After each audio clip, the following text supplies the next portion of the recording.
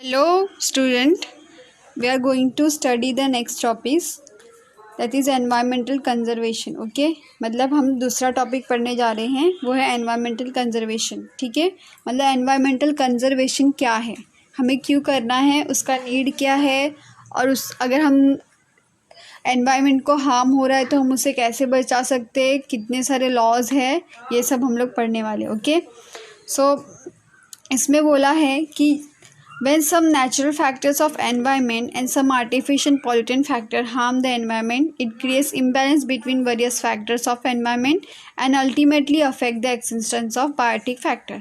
इसमें ये बोला है अगर नेचुरली और आर्टिफिशियली एनवायरनमेंट को हार्म हो रहा है तो उससे एनवायरनमेंट में इम्बैलेंस होता है. ठीक है, और उसकी वजह से क्या होता है, एनवायरनमेंट इम्बैलेंस होता है तो उसमें कुछ प्रॉब्लम आती है और उसकी वजह से वो अल्टीमेटली किसको अफेक्ट होता है, बायोटिक फैक्टर मतलब लिविंग ऑर्गेनिज्म को अफेक्ट होता है. जैसे अर्थक्वेक हो गया, वो नेचुरल फैक्टर्स है, तो जैसे हुआ उसकी वजह से हमें इंसानों को प्रॉब्लम होती है. कैसे, जब पूरा वहाँ घर भी टूट जाते, लोग मलबे में फंस जाते, मर जाते, तो उससे किसको प्रॉब्लम होता है, लिविंग ऑर्गेनिज्म को. ठीक है, वैसे अगर समझ लो है वाटर पोल्यूशन, एक नदी है उसमें बहुत सारा जहरीला केमिकल्स है और अगर वो लोगों ने पिया, वो इंसानों ने पिया तो वो इंसान मर सकता है. तो अगर हम खुद कर रहे हैं पॉल्यूशन तो उसका इफ़ेक्ट भी हम ही के ऊपर आने वाला है. ठीक है, सो इन लोग ने ये बताया कि कुछ फैक्टर्स होते हैं उसकी वजह से एनवायरनमेंट में इम्बैलेंस होता है और उसी की वजह से क्या होता है, अपने बायोटिक फैक्टर अफेक्ट होते हैं. उसके बाद इन लोग ने बोला factor affecting environment. So natural factor हम लोगों ने देखा है, अर्थक्वेक है, सुनामी है, साइक्लोन है, ये सब हम लोग एग्जांपल डाल सकते हैं. Man made factor, deforestation, pollution, okay, different kind of pollution, okay, ये सब हम लोग लिस्ट कर सकते हैं मैन मेड में. ठीक है, सो महात्मा गांधी जी ने क्या कहा था, the earth is a sufficient to satisfy everyone needs but not the greed. Mahatma Gandhi ji ने ये कहा था कि ये वर्ल्ड जो है वो हर एक की ज़रूरत पूरी कर सकता है, जितनी नीड है, नीड मतलब ज़रूरत, मतलब वो चीज़ चाहिए तो चाहिए, जो हमें जैसे खाना जीने के लिए चाहिए तो चाहिए, मतलब हम लोग खाने के बिना मर जाएंगे, तो वो हमारा नीड है. पर आपका लालच कि नहीं मेरे पास खाना है तो मुझे अब बंगला चाहिए, ये चाहिए, वो चाहिए, वो लालच है. तो वो लालच जो है वो पूरी नहीं कर सकता अर्थ सिर्फ नीड पूरी कर सकता है. ठीक है, तो ये स्टेटमेंट महात्मा गांधी जी ने हमें बताई थी. सो अभी एट द प्रेजेंट बहुत सारे एनवायरमेंटल पॉल्यूशन होते हैं, बहुत सारे नेचुरल और आर्टिफिशियल फैक्टर की वजह से. सो environmental pollution is one of those main factor. Generally contamination of any material is a pollution. तो हम लोग पॉल्यूशन को डिफाइन कैसे करेंगे कि कोई भी चीज़ में कंटामिनेशन हो गया तो वो पॉल्यूशन है. इफ़ एयर में कोई हार्मफुल गैसेस आ गए तो वो एयर का कंटामिनेशन है. वाटर में कोई अलग सा केमिकल, जहरीला केमिकल आ गया तो वो भी कंटामिनेशन है. सो कोई भी चीज़ में कंटामिनेशन हुआ उसको हम लोग पॉल्यूशन बोलते हैं. ठीक है, फिर unnecessary and unacceptable changes in the surrounding due to natural events और human activity is called as environmental pollution. और यही कोई भी चीज़ आर्टिफिशियली और नेचुरली जो भी चीज़ सराउंडिंग में होता है, एनवायरनमेंट के अपने आजू बाजू में या सराउंडिंग में एनवायरनमेंट में हो रहा है, उसी ही हम लोग एनवायरनमेंट पॉल्यूशन कहते हैं. ठीक है, तो इसमें क्या होता है, डायरेक्ट और indirect change in physical, chemical and biological properties of air, water, soil which will be harmful to humans and other living being is environmental pollution. मतलब कि ये चेंज जो होगा, फिजिकल होगा, केमिकल होगा या बायोलॉजिकल चेंज हुआ, किसी में भी, एयर में हुआ, वाटर में हुआ, सॉइल में हुआ, तो वो उसका कंटामिनेशन हुआ और उसी को हम लोग बोलते हैं पॉल्यूशन. ठीक है, तो इसका वेरियस रीज़न क्या है, पॉपुलेशन, बहुत ज़्यादा पॉपुलेशन है तो बहुत सारा नीड आता है, तो लोग ज़्यादातर डिफॉरेस्टेशन करते हैं ताकि अपना घर बांध के रह सकें. ठीक है, पहला है पॉपुलेशन. एक्सप्लोजन, बहुत सारे केमिकल्स वगैरह यूज़ होते हैं, गैसेस यूज़ होते हैं जो उसकी वजह से एक्सप्लोजन भी हो सकता है. फास्ट इंडस्ट्रियलाइजेशन, फास्ट इंडस्ट्रियलाइजेशन मतलब क्या, एरिया जो है वो उन लोग जो फॉरेस्ट एरिया उसको कवर करके उन लोग इंडस्ट्री बनाएंगे. फिर indiscriminate use of natural resource को बिना कोई हद के बिना कैसे भी यूज़ किया जाता था। डिफॉरेस्टेशन, प्लांट्स और फॉरेस्ट को ख़त्म कर दिया जाता है। And unplanned urbanize are also responsible for environmental pollution. Unplanned मतलब कोई तरीका ही नहीं है कि अर्बनाइजेशन, अब बड़ी बड़ी बिल्डिंग्स बन रही है, सब बन रही है, तो उसका कोई जो एरिया में नहीं करना चाहिए वहाँ पे भी हो रहा है, वो बिल्डिंग्स बन रही है, तो वो अनप्लान्ड हो गया, तो वो भी डिफॉरेस्टेशन का ही आ गया पार्ट। तो ये सब जो है वो हम ह्यूमन्स ही करते हैं। कि उसकी रीज़न्स क्या है एनवायरमेंटल पॉल्यूशन का, ये सब जो है ये रीज़न्स है, इसके एग्जांपल्स हैं। ओके, सो पॉल्यूशन जो है वो बहुत ब्रॉड कॉन्सेप्ट है, ठीक है। तो बहुत सारे टाइप के पॉल्यूशन है, that is of air, water, sound, soil, thermal, light pollution occur around us. ये सब जो हमारे आजू बाजू होते ही है। Ultimate adverse effect of all this ये is on existence of all living organism, and out of this environmental conservation has become the need of hour, ठीक है। ये जो भी पॉल्यूशन होता है इसका एडवर्स इफेक्ट किस पे होता है, हमारे ऊपर ही होता है, लिविंग ऑर्गेनिज्म पे ही होता है। इसलिए हमें ये कंजर्वेशन, एनवायरनमेंट को कंजर्वेशन करने का बहुत ज़्यादा नीड है, बहुत ज़्यादा ज़रूरत है कि हम लोग उसको कंजर्व करें, ठीक है। उसके बाद आप लोग ने एयर, वाटर और सॉइल पॉल्यूशन अर्लियरली बहुत पढ़ा है 9th स्टैंडर्ड में, तो आपको ये कंप्लीट करना है चार्ट। ओके, ये चार्ट जो है कंप्लीट करना ही आप लोग का होमवर्क है। फिर हम लोग एक न्यू कॉन्सेप्ट आया, that is radio active pollution. Okay, so what is this radio active pollution? हमने तो वाटर पॉल्यूशन सुना है, थर्मल पॉल्यूशन सुना है, सॉइल पॉल्यूशन सुना है। सो ये रेडियो एक्टिव पॉल्यूशन क्या है? ये भी एक बहुत डेंजर टाइप का पॉल्यूशन है। इसमें क्या होता है, या तो नेचुरली या तो आर्टिफिशियली यूवी रेज और इंफ्रारेड रेडिएशन जो होता है are a natural radiation, whereas x-ray and radiation from atomic energy plants are artificial radiation, ठीक है।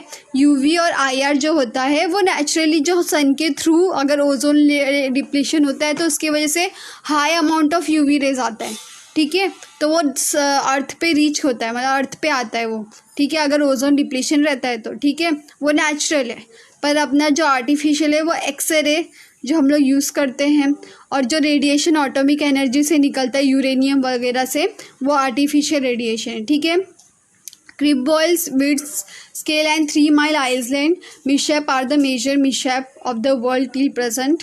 ये जो जगह के नाम है वहाँ पे बहुत रेडियो एक्टिव पॉल्यूशन हुआ था, उससे बहुत अफेक्ट हुआ था, ठीक है। 1000 of people have been affected for long term due to this accident.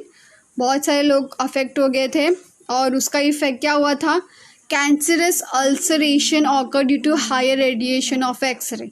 अब ये रेज क्या होते हैं, हम लोग ने पढ़ा है इलेक्ट्रोमैग्नेटिक स्पेक्ट्रम, अपना वो विजिबल लाइट जो होता है वो 400 to 700 नैनोमीटर में होता है, ठीक है, वो विजिबल लाइट होता है। उससे कम वेवलेंथ वाले जो होते हैं वो बहुत मोर पावरफुल होते हैं, मतलब आपके स्किन के थ्रू पास हो सकते हैं। तो ये जो रेज होते हैं ना वो स्किन के थ्रू पास हो जाते, तो क्या होते हैं, सेल को अफेक्ट करते, वो सेल के जेनेटिक मटेरियल को ख़राब कर देते हैं, वो सेल का ग्रोथ ही अपने आप ज़्यादा होने लग जाता है, तो उससे क्या होता है, कैंसर प्रोड्यूस होता है, ठीक है। फिर सेकेंड है tissue in the bodies are destroyed. जो टिश्यू है वो पूरी तरह से डिस्ट्रॉय हो सकता है। जेनेटिक चेंजेस ऑकर, मैंने बोला डीएनए जो जेनेटिक मटेरियल पूरी तरह से चेंज हो जाता है।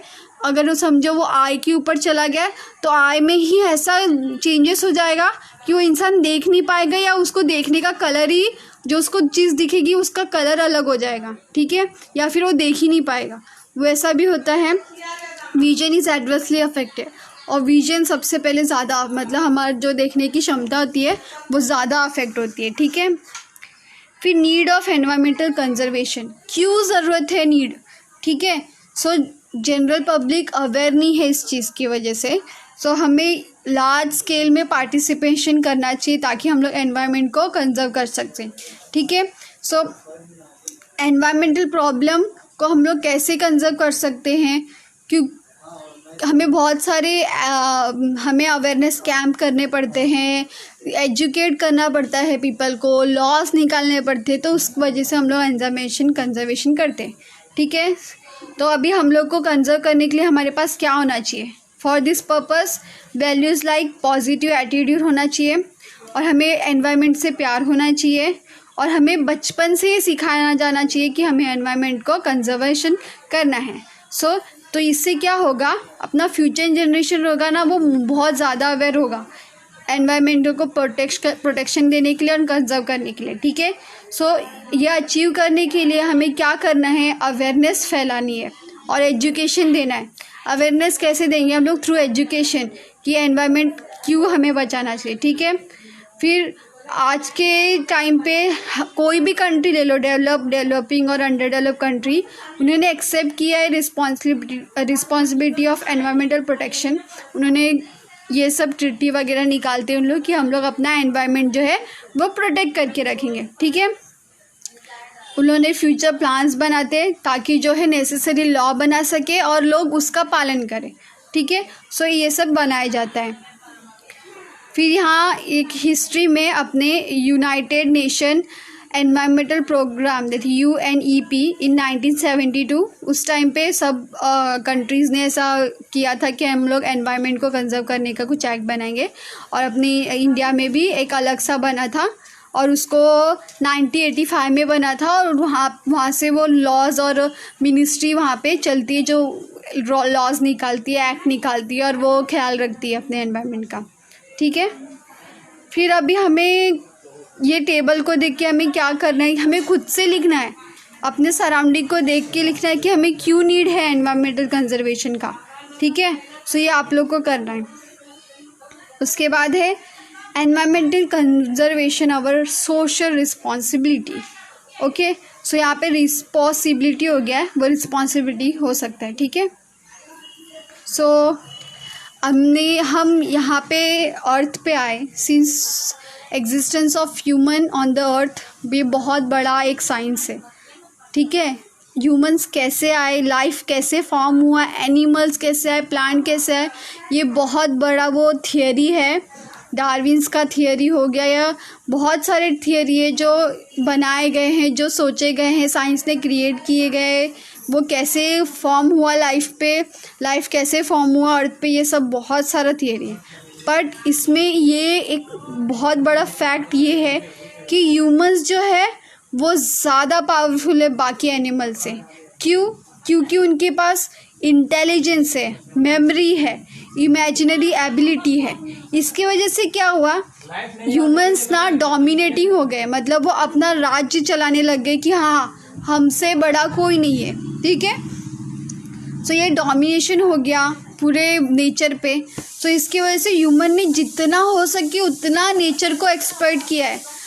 प्लांट्स को कट किए खाने के लिए, वुड्स कट किए हैं ताकि वो घर बना सके, एनिमल्स को रियर करते थे खाने के लिए। ह्यूमंस ने बहुत सारा इसको मतलब बहुत स्नैच करके पूरा नेचुरल रिसोर्स को यूज़ किया है। अभी ह्यूमन को सेटिस्फाइड लाइफ के लिए वो सब चीज़ जो है नेचर से लेने की कोशिश करता रहता है। ठीक है, from this entire scenario we can understand that the human has a crucial role in maintaining the environmental balance. इसलिए ह्यूमन सबसे बड़ा रीज़न है कि वो एक्सप्लॉइट कर रहा है और इम्बैलेंस कर रहा है एनवायरमेंट को। ठीक है, अगर ह्यूमन ये डिस्टर्ब करेगा एनवायरमेंटल बैलेंस, ह्यूमन को ही करना चाहिए कंजर्व। ठीक है, अगर हम गलती कर रहे तो हमें ही सुधारना चाहिए, तो ह्यूमंस को कंजर्व करना चाहिए और अपने नेचर की क्वालिटी इम्प्रूव करनी चाहिए।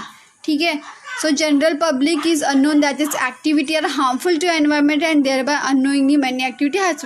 कभी कभी ऐसा भी होता है कि हम लोग कोई चीज़ करते हैं और हमें पता नहीं होता कि इससे कितना बड़ा पॉल्यूशन हो सकता है।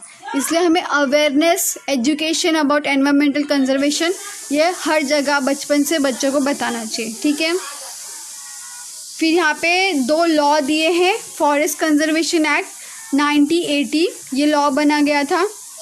अगर लोग माइनिंग करते हैं कहीं भी बिना पूछे तो उस इंसान को 15 दिन की सज़ा है।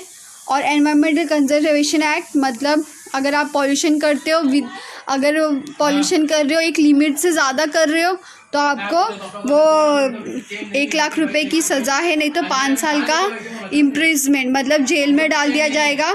फिर नेशनल ग्रीन ट्रिब्यूनल एक इस्टेब्लिश हुआ है एजेंसी, जो 2010 में जो है वो effective implementation of environmental related laws, उसने लॉज निकाले ताकि हम कैसे रह सकें, कैसे अपने एनवायरमेंट को प्रोटेक्ट कर सकें। ठीक है, as per the wild life protection act 1972, ये 3 एक्ट है जिससे अगर आप ट्रेडिंग कर रहे हो रेयर एनिमल का, कोई रेयर एनिमल को बेच रहे हो तो उसके लिए कम्प्लीटली बैन है। फिर अगर आप कोई एनिमल से बना हुआ कोई आर्टिकल्स बना रहे हो वो भी कम्प्लीटली बैन है। फिर कोई आर्टिफैक्ट्स बना रहे, कोई सामान बना रहे, कोई डिज़ाइन वाला सामान जो पॉट हो गया या कुछ अलग सा चीज़ हो गया, वो भी एनिमल से निकाल के बनाना, वो भी कम्प्लीटली रेयर, जो भी रेयर एनिमल से बना रहा है वो कम्प्लीटली बैन है। ठीक है, फिर a big story of a small man, he is a very great man, we do have a respect of this man, so he is a Jadav Molai poem. Okay, ये जो इंसान है, इन्होंने ये छोटे से गांव के छोटे से इंसान, मतलब वो एरिया के छोटे से एरिया में उन्होंने खुद से एक हिम्मत उठाई। उन्होंने वहाँ पे देखा, वहाँ पे कोई भी पेड़ नहीं थे अच्छे, वो ज़मीन बंजर थी, उन्होंने प्लांट लगाया एक, और एक से उन्होंने शुरुआत की और इतना सारा प्लांट लगाया कि आज वो जगह जो है जंगल है, पूरा फॉरेस्ट है, और उसको मोलई फॉरेस्ट बोला जाता है। सो इनके बारे में आपको पढ़ना चाहिए ज़रूर, गूगल पे भी आप जाओ, अच्छे से उनके बारे में पढ़ो। ठीक है, Jadav Molai is a highly capable person born in nomadic tribes of Assam, ये आसाम के रहने वाले हैं। 1963 में इनका जन्म हुआ था। He is working as a forest worker since the age of 16 year, 16 year की उम्र से वो फॉरेस्ट वर्कर का काम कर रहे थे। Once large number of snake died in the flood of Brahmaputra river flowing by the village. ठीक है, बहुत सारे स्नेक जो है वो ब्रह्मपुत्र रिवर में फ्लो हो रहे थे। As per the preventive measure Molai planted 20 bamboo plants, उन्होंने सोचा कि इनके लिए फॉरेस्ट नहीं, इसलिए वो मर के पानी में बह रहे, तो उन्होंने 20 प्लांट्स लगाए बाम्बू के। फिर in 1979 the local society forestry department began a social afforestation project on 200 hectares of land. So Molai, उन्होंने, वो भी वर्कर थे, फॉरेस्ट वर्कर, तो वो भी फॉरेस्ट वर्कर थे, तो वो उन्होंने स्टार्ट किया था। ठीक है, सो वो 200 एकर्स पे उनको प्लांटिंग करनी थी। सो वो फ्यू फॉरेस्ट वर्कर्स के साथ मिलके बहुत वो कंप्लीट किए। ठीक है, Molai continue to plant the trees even after the completion of a project, वो ये प्रोजेक्ट होने के बाद भी उन्होंने ग्रो करना चालू कर दिया। As a result of his continuous work of planting and caring of this trees the barren area witness the forest cover over the 1360 acres. इनके इस मेहनत के वजह से, वो प्लांटिंग करने की वजह से उन्होंने इतना बड़ा एरिया कवर किया और वो पूरा एक फॉरेस्ट बन चुका है। ठीक है, वो बंजर ज़मीन जो है वो आज फॉरेस्ट बन चुका है। Today this jungle is the Kokilamukh of Jorhat district of Assam. ये कहाँ पे है ये जंगल? Kokilamukh of Jorhat district of Assam is the result of hard work for 30 years. Okay, so उनको एक पद्मश्री अवार्ड भी मिला गया by government of India for this unparalleled work. Now it will be well known as a Molai jungle. वो मोलई जंगल को बहुत even tourist जो है उधर पे विजिट करते हैं। Many people come together to destroy the forest. बहुत लोगों ने ट्राई किया डिस्ट्रॉय करने का, but a single person if determined can establish a new forest. अगर बहुत सारे लोग मिलके उसको डिस्ट्रॉय कर सकते तो एक अकेला इंसान भी जो है वो फॉरेस्ट को बना सकता है, फॉरेस्ट को बना सकता है। ठीक है, इस्टेब्लिश कर सकता है, न्यू फॉरेस्ट बना सकता है। तो ये एक थिंकिंग होनी चाहिए, पॉजिटिव एटीट्यूड होनी चाहिए कि हमें अपने एनवायरनमेंट को कैसे कंजर्व करके रखना है, प्रोटेक्ट करना है और उसको कैसे और उसकी क्वालिटी जो है बढ़ानी है। ठीक है, now environmental conservation and biodiversity. Okay, most harmful effect of the environment pollution occur on the living organism. ठीक है, बहुत सारा एनवायरमेंटल पोल्यूशन का इफेक्ट जो है वो लिविंग ऑर्गेनिज्म पे होता है। ठीक है, तो our living world had been richly diverse. It consists of varieties of plant and animal. However, we are not able to see some specific animal about which had listened from our earlier generation. ठीक है, तो इसमें बोला है हमारे मतलब बहुत सारी वैरायटी है प्लांट्स में, एनिमल्स में, ह्यूमंस में, बहुत सारी वैरायटी है, डाइवर्सिटी है. ठीक है, मतलब स्पीशीज़ अलग है पर डाइवर्सिटी बहुत है. ठीक है, मतलब जैसे कि कोई मैंगो के ट्रीज़ है, मैंगो भी अलग अलग टाइप के, मैंगो तो मैंगो है पर वो भी अलग टाइप के, जैसे अल्फोंसो हो गया, केसर आम हो गया, ये सब जो आम होते हैं वो अलग अलग टाइप के होते हैं. तो ये उसको बोलते हैं हम लोग डाइवर्सिटी. सो वो डाइवर्सिटी जो है वो हमेशा होती है एनवायरनमेंट में. ठीक है, पर ऐसा क्यों है कि जो पहले हमें सुनने में आते थे वैरायटी वो अब मिलते नहीं है. सो इसका रिस्पॉन्सिबिलिटी कौन है? वो हम ही है. ठीक है, सो इसके रिस्पॉन्सिबल कौन है? हम ही है. ठीक है, बायोडाइवर्सिटी क्या है? Actually biodiversity is the richness of living organism in nature due to presence of variety of organisms. Okay, so biodiversity क्या है? रिचनेस, लिविंग ऑर्गेनिज्म में वैरायटी है, रिचनेस है. नेचर में इतना अलग अलग फॉर्म में है, एक ही स्पीशीज है तो भी उसके अलग अलग फॉर्म है, उसी को हम लोग बोलते हैं biodiversity. Okay, biodiversity occur eight 3 different level. उनका 3 डिफरेंट लेवल है. पहला है जेनेटिक डाइवर्सिटी. ठीक है, तो जेनेटिक डाइवर्सिटी क्या है? Occurrence of diversity among the organism of same species is genetic diversity. जैसे मैंने एग्जांपल दिया मैंगो का, मतलब ऑकरेंस ऑफ डाइवर्सिटी मतलब अलग अलग वैरायटी एक ही सेम स्पीशीज़ के लिए. सम स्पीशीज़ में ही अलग अलग वैरायटी होती है, जैसे मैंगो में ही अलग अलग वैरायटी है तो उसको हम लोग जेनेटिक डाइवर्सिटी बोल सकते हैं. ठीक है, तो ईच, इसमें एग्जांपल दिया है, each human being is different from other. हम एक ही स्पीशीज़ है, होमोसैपियंस है हम लोग ह्यूमंस, तो होमोसैपियंस भी अलग अलग वैरायटी, हम एक दूसरे के जैसे नहीं दिखते, अलग अलग दिखते, तो वो जेनेटिक वेरिएशन हो गया. ठीक है, सो अगर इनमें ये डाइवर्सिटी में अगर सेक्सुअल रिप्रोडक्शन नहीं होगा तो ये स्पीशीज़, ये जो वैरायटी है, डाइवर्सिटी है, वो कम हो जाएगी, उससे बायोडाइवर्सिटी का अफेक्ट होगा. ठीक है, next is species diversity. So innumerable species of organism occurs in the nature. Innumerable species of organism occur in the nature. This is called as a species diversity. मतलब species बहुत सारे, genus एक ही है पर अलग अलग स्पीशीज़ बहुत सारे प्रोड्यूस हो जाते हैं, उसको बोलते हैं स्पीशीज डाइवर्सिटी. तो वो इंक्लूड क्या होता है? प्लांट के बहुत सारे स्पीशीज़ होते हैं, एनिमल्स के होते हैं और माइक्रोब्स के बहुत सारे स्पीशीज़ होते हैं. ठीक है, तो वो जो स्पीशीज़ होते हैं उसका भी अलग अलग वैरायटी है. अगर इसमें भी अगर वो वैरायटी प्रोड्यूस नहीं हुआ कोई भी एक्टिविटी की वजह से तो बायोडाइवर्सिटी अफेक्ट होगा. ठीक है, then ecosystem diversity. Many ecosystem are present in each region. Ecosystem is form through the interaction between plant, animal, their habitat and changes in the environment. ठीक है, सो इकोसिस्टम मतलब क्या मैंने बताया था, इकोसिस्टम एक ऐसा प्लेस है जहाँ के एनिमल्स, प्लांट्स जो है वो एक दूसरे को इंटरैक्ट करके रह सकते हैं. ठीक है, सो वो एरिया में वो वैसे रह सकते, वो एक हैबिटेट बन जाता है कि उस एरिया में वो एनिमल रह सकते क्योंकि वहाँ का एयर, वाटर और वहाँ के जो प्लांट है उनको सपोर्ट करते लिविंग के लिए. तो उसको हम लोग बोल सकते हैं कि वो परफेक्ट इकोसिस्टम है. ठीक है, तो वो उसको भी हमें each ecosystem has its own characteristic. तो animal, plant, microbe and abiotic factor and ecosystem are of 2 type, natural, artificial.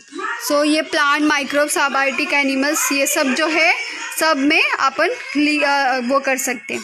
ठीक है,